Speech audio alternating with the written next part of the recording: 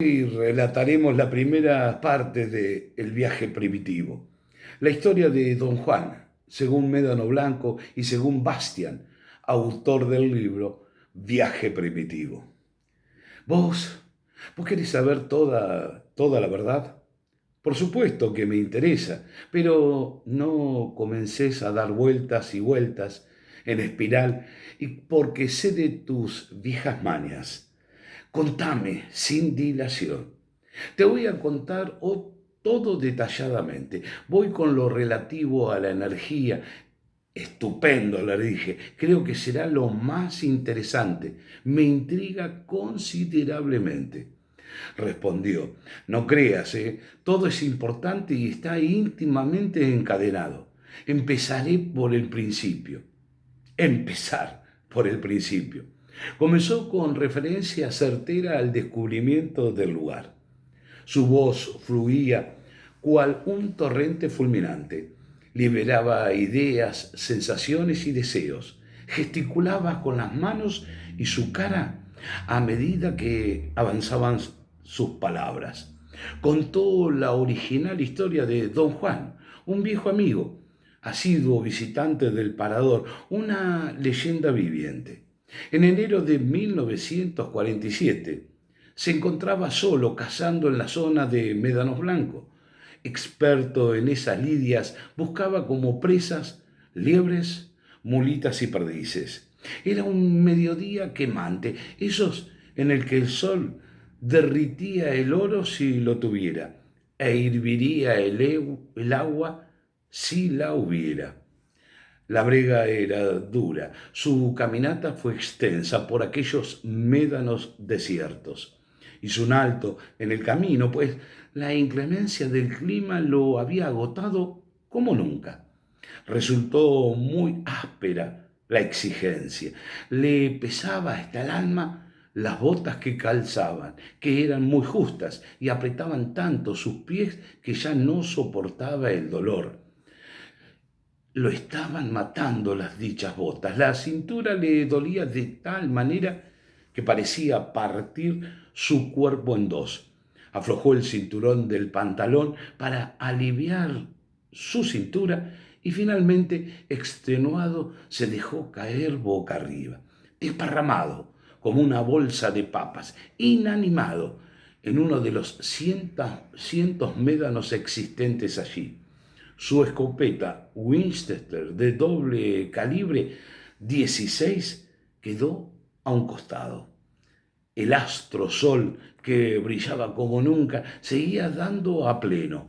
Falló en el vano afán de espantar el revoloteo impertinente de un moscardón del tamaño de una uva, el cual, con zumbido pusante, hacía y había roto el silencio que poblaba el lugar.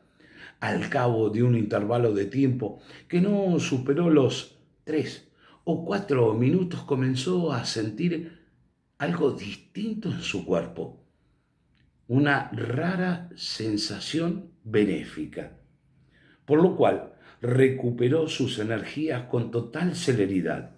Su asombro fue elocuente porque ese día había caminado mucho, quizás demasiado por la temperatura que reinaba. Se incorporó y escudriñó con esmero a su entorno, suponiéndose un poco el Quijote de la Mancha en busca de los molinos de viento, para descubrir la razón, pero no vio nada. Como era de suponer, seguían existiendo la misma cantidad de médanos y eran todos similares, algunos más similares que otros. Buscó puntos de concordancia en su mapa mental, marcó el lugar exacto a partir de este suceso.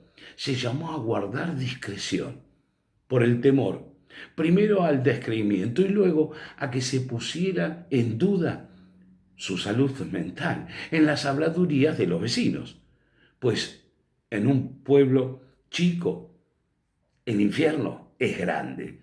Sin embargo, quedó completamente convencido por los cambios ocurridos en su cuerpo de haber hallado un lugar ultraterrenal. Pensó que jamás retornaría a dicho sector y se llevaría el secreto de ese día bajo 7 llaves a la tumba. Se dijo, ¿para qué y por qué regresar? Lleva al costado su alforja de secretos encontrados, un cofre dentro del alma donde ocultos van los suyos. El tiempo, inexorable, transcurrió y llegó a octubre de 1993. Siendo un anciano, a don Juan le ocurrió un evento inesperado que lo obligaría a revelar el conjunto de dicho sitio. Consumido por su grave enfermedad, una parálisis de medio cuerpo, hemiplegia, por causa de un accidente cerebrovascular, imposibilitado para hacer desplazamientos con su brazo y pierna derecha sin poder controlar sus esfínteres. No podía deglutir ningún alimento sólido y además tenía una gran dificultad para respirar y hablaba ayudándose con los párpados. Peregrinó por varios consultorios de médicos especialistas, manos santas y toda clase de sanadores, sin consuelo y sin ningún resultado alentador que lo sacara del estado de postración y con el asedio de la muerte en cada ocaso. En su mente rememoró su secreto. El día de cacería, cuando aquella vez obtuvo esa mejoría mágica. Aferrado a esa idea como la última, quizás, esperanza, el viejo decidió darse una vuelta por el lugar, con la fe intacta de que algo iba a suceder. Desde la torre de su edad sombría, giró el rostro al paisaje de su historia. Como pudo, don Juan le solicitó a su infatigable mujer, era un lamento en su lenguaje ajeno, casi mudo, que contactara a Chitangazo para que lo trasladase al lugar. La mujer no esperó y el otro día visitó al parador. Tuvo suerte. Mi amigo esa semana no había tenido viaje. Luego de saludarme afectuosamente con un beso en la mejilla, doña Aurelia, con voz entrecortada y emocionada, le dijo, estamos viviendo un grave problema de salud y mi marido me envió a buscarlo porque precisa de usted. Bueno, Aurelia, ¿cuál es el problema y cómo les puedo ayudar? Mire, che, Juan está postrado, muy enfermo, hemipléjico del lado derecho. ¿Cómo fue? ¿Qué le pasó?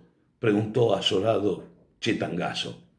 Los años y la mala sangre, no por mi culpa. Hace un mes y medio estaba muy alterado por un problema eléctrico en el automóvil. El coche tenía una falla intermitente. A veces se cortaba la corriente en medio de una avenida o en lugares peligrosos. Su presión sanguínea, por supuesto, fue a las nubes, con picos impresionantes e incontrolables. Insistí, pero, como todos los hombres, no me hizo caso de ir al doctor, hasta que al final le vino el derrame cerebral. Y ahí está ahora. ¿Qué médico lo atendió? Primero el doctor Astudillo, su médico de cabecera de toda la vida. Además de retarlo por no haber ido antes, fue muy drástico en su diagnóstico, pues le dijo, hace muchos años que nos conocemos, vos sos mi amigo y yo debo decirte la verdad.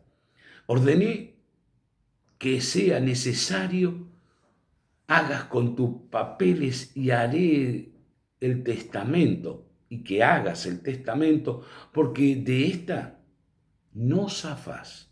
Estás muy mal. Es una enfermedad terminal. Cada día irás empeorando. Te paralizarás por completo y el resto de los días que te quedan serás un vegetal y lo único que podrás hacer es parpadear. Como ves, no hay recuperación. Es irreversible. Hace caso a tu esposa, que ordene todos los papeles y te los haga firmar mientras podés mover el brazo izquierdo. Que te lean la Biblia y morí en paz. Ante un augurio tan nefasto, llamaron a otros doctores que les dieran y recurrieron a varios remedios que le sacaron mucho dinero pero sin ningún resultado. También recurrieron a curadores, pero tampoco hubo mejoría. Cada día que pasaba, su cuerpo se resentía más. Una voz le recordó ese lugar conocido hace años. Ante la insistencia de mi esposo, recurro a usted, che. Me resultaba extraño que no vinieran a visitarme. Por favor, estoy encantado en ayudarlos. ¿Qué es lo que precisa? Una pena por no haberme enterado antes. Quizás sea la última alternativa que le quede. Por eso precisamos que nos lleve a un lugar que le vamos a indicar. La visión de Juan está concentrada allí. Sus deseos son órdenes, Aurelia. Se quedó callado un momento y prosiguió. Haré todo lo que esté a mi alcance. Muchas gracias, che. No esperaba otra actitud de usted. En realidad, Ricardo Che Tangazo era el único hombre de extrema confianza para efectuar semejante travesía. Don Juan, dado su estado terminal, no podía bajo ningún punto de vista hacerlo por su cuenta. Tampoco podían trasladarlo en su propio vehículo, pues los terrenos a transitar eran abruptos. Apenas podía hacerse entender por su esposa. Entre su débil voz y su parpadeo, ella era la que podía traducirlo. Mi amigo conocía todos los recovecos del trayecto. Era como recorrer su mundo interior. En contrapartida y armando un rompecabezas, el sitio exacto y el secreto de la fuente de energía eran exclusivos de don Juan. Continuará.